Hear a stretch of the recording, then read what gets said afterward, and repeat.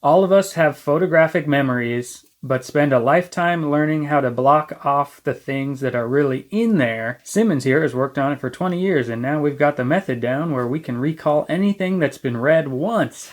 So, my question is, do you think that's really possible, that we have a photographic memory naturally if we don't get distracted? Maybe not to that extreme. Of reading it once. But I could believe that if you're more focused on that as a memory, and it is interesting to hear that written 70 years ago, because 70 years ago that would have been radio had been around for decades at that point, and then early TV is early and that kind of stuff. Now with phones and all that stuff, there's so, like, Googling an answer to something, there's no reason for anybody to exercise their memory. Yeah, it's a big thing personally that I try to do, is not directly Google something. It's something like, I've learned this before, let me try to think of it first and try to remember it.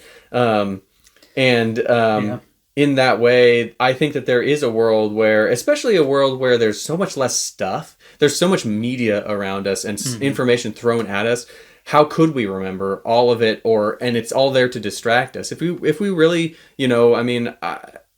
how language evolved in humans and that kind of stuff, we're there to tell stories about stuff, and I'm sure we could memorize a lot more stuff than we could if we put our minds to it. Now, memorizing a whole novel the first time you read it, no, I don't really think so. They go a little extra with, like, making it seem like a superpower in the book.